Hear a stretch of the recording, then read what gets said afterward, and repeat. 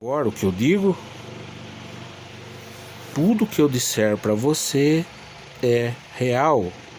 Então eu propus para você, você vai lá, chama todos os maiores médicos e doutores do mundo, coloca no estádio do Maracanã, no Rio de Janeiro. Lá no centro você faz um palco grande, coloca uma lousa que ela tenha 4 faces e ela possa girar, uma lousa bem grande com 10, 15 metros por face, aquela lousa branca com canetão, e eu lá vou fazer cálculos matemáticos, explicar para vocês a origem de Deus. E para primeiro fazer isso eu tenho que pôr na cabeça do médico, principalmente, para que ele tenha a exata certeza do viés, da linha de raciocínio do que somos nós, seres humanos. Nós somos algo a mais do que meros animais. Galinhas, patos, cachorros, gatos, eles não têm o chamado software evoluído. Eu já expliquei para você isso, essa teoria. Então, uma galinha tem software galinha, hardware galinha, software galinha, hardware gato, software gato, hardware cachorro, um software para ele funcionar, aquele cachorro, aquele seu uau-uau, aquele seu pet, um software cachorro, e basicamente os cachorros vão meio que agir da mesma forma. Vai ter uma variação de acordo com o dono, né? Normalmente o cachorro é muito parecido com o dono.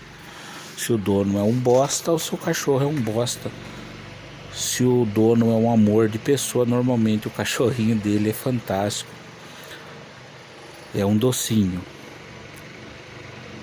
Só que nós humanos não. Nós somos...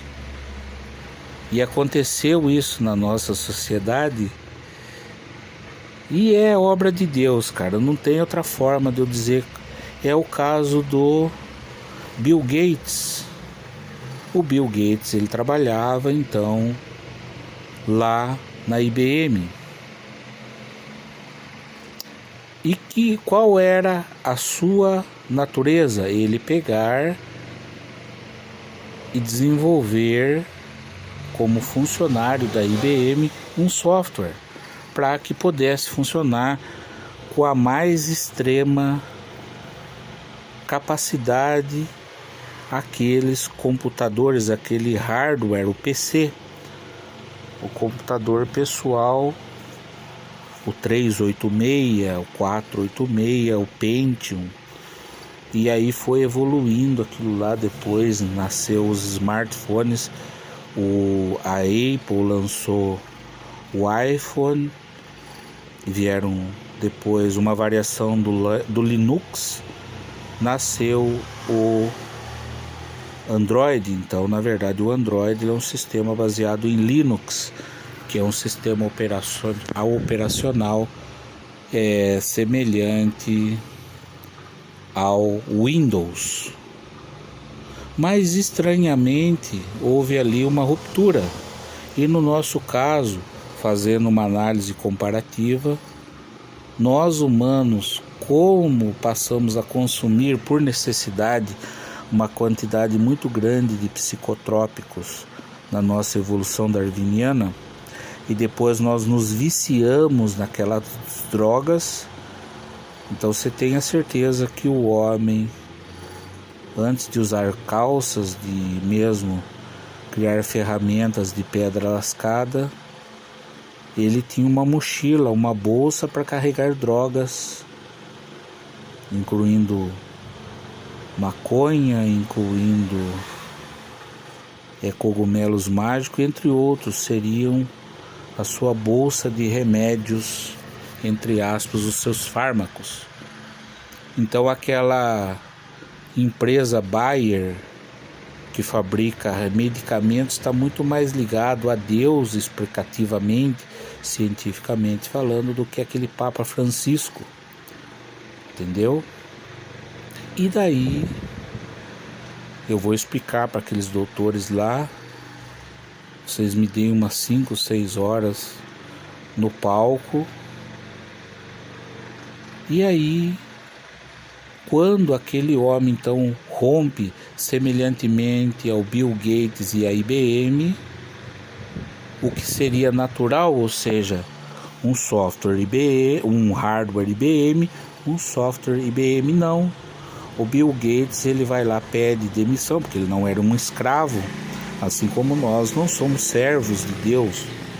O próprio Jesus nos diz na Bíblia: vocês são semelhantes a mim, são meus irmãos, geneticamente falando, ou seja, somos animais da mesma espécie, nos chama de irmãos.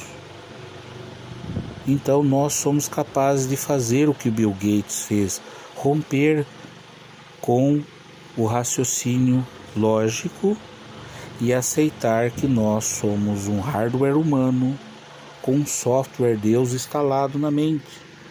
Por isso que, é óbvio, você vê esse crânio humano enorme, com um dos maiores cérebros proporcionalmente falando, gigantesco, gorduroso, aquelas sinapses neurais, aqueles pensamentos que acontecem em mim, acontece em você, acontece no Drauzio Varela, em todos nós, acontecia no Jesus. O Jesus foi um rapaz, um humano igual eu e a você, ou seja, um animal da nossa própria espécie. Nós temos que parar de ver Jesus como um Harry Potter, um ser de magia. Não é. A Bíblia toda, nos dizeres de Jesus, que são documentos verdadeiros, que quem escreveu não usou de subterfúgio da magia e da mentira. E esse Jesus, então, ele consegue romper o conceito das ideias. E aonde Jesus aprendeu tudo isso? Ele aprendeu num lugar especial que você agora não vai acreditar se eu te disser. Jesus aprendeu toda aquela coisa, todo aquele seu poder, aquele seu conhecimento shintoísta, budista, num lugar chamado Biblioteca de Alexandria.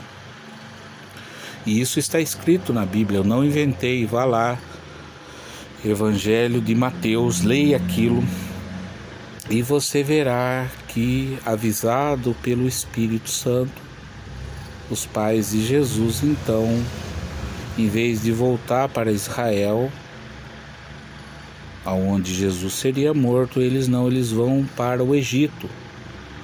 O próprio livro de Isaías previu esse acontecimento, e lá está escrito: do Egito eu chamei o meu filho. Esse meu filho é o Jesus.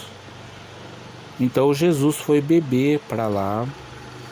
Chegando lá, naquela época, o Egito daquela época era o Egito que estava invadido pelos gregos, os gregos de Alexandre o Grande.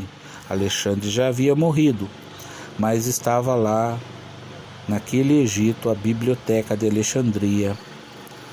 E o acordo é que todas as religiões do mundo, todo o conhecimento humano podia ir lá, e lá receberiam recursos do Estado, esse Estado com letra maiúscula, um Estado grego, e eles então teriam um apoio. O que tinha lá? Por que Deus mandou Jesus para o Egito? Porque tinha lá a sinagoga, os patrícios judeus, parentes do pai de Jesus, o São José. E aí, chegando lá, então Jesus ele estuda. Jesus era um garoto muito feio, está escrito isso no livro de Isaías. Jesus, o Filho de Deus, era difícil olhar para ele. E foi lá que Jesus então aprendeu muita coisa, e é isso que nós temos que garimpar na Bíblia, esse conhecimento intelectual de Jesus, das ciências. Está tudo na Bíblia. Não seja um mocorongo, não terceirize a sua fé.